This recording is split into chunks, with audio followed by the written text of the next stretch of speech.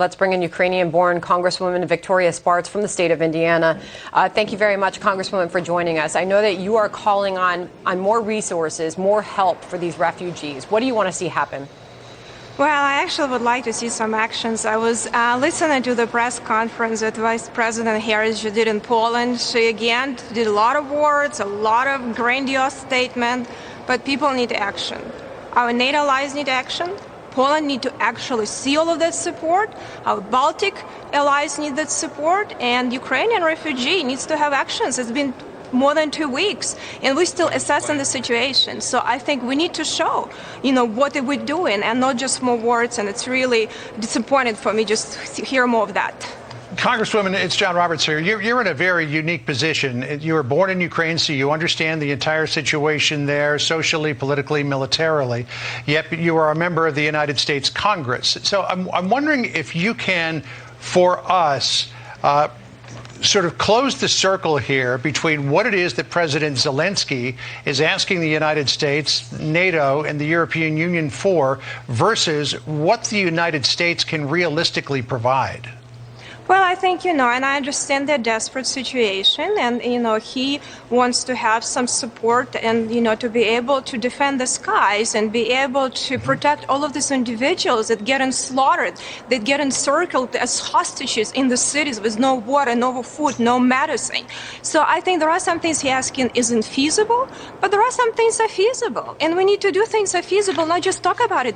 We need to understand President Putin only understand actions and strengths. He will utilize every weakness we have against us, and we need to show that strengths. We also need to show that we mean to support our NATO allies and have more support on our eastern flank. Not just talk about all these things. Then we make a statement, and that's the only way how we can drag him to the table to stop this insanity and killing of people. I hear you calling on the United States to stand by our allies and lead, Congresswoman.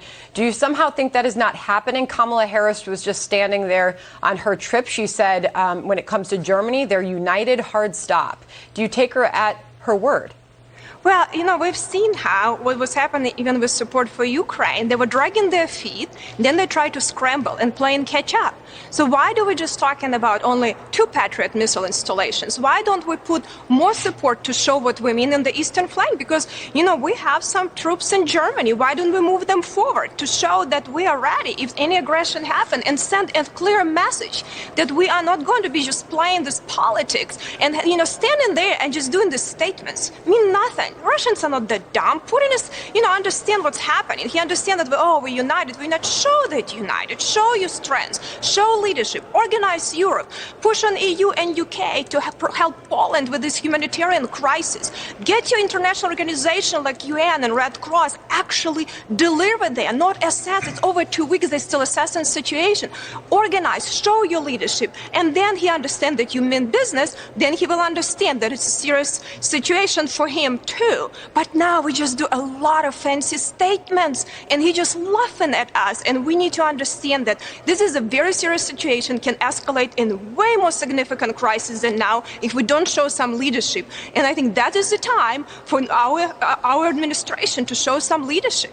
On the point of Vladimir Putin thumbing his nose at the world, and in particular the United States, Congresswoman, you have introduced a resolution to investigate possible war crimes at the hands of Vladimir Putin.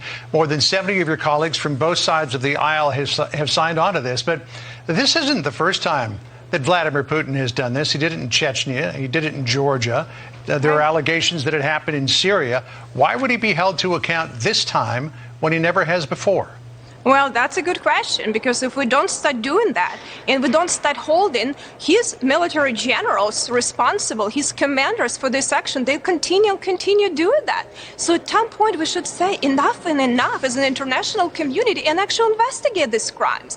We're doing it jointly with Senator Lindsey Graham in the Senate, and I hope Congress is going to pass this resolution. We not only have membership, in International Criminal Court, but we can support this for investigating. It seems like UK is willing to work with us and really push that issue. And I hope more European countries will see this atrocity, because they have to be responsible for killing innocent civilians, for slaughtering, for terrorism, for destroying thousands of people's lives.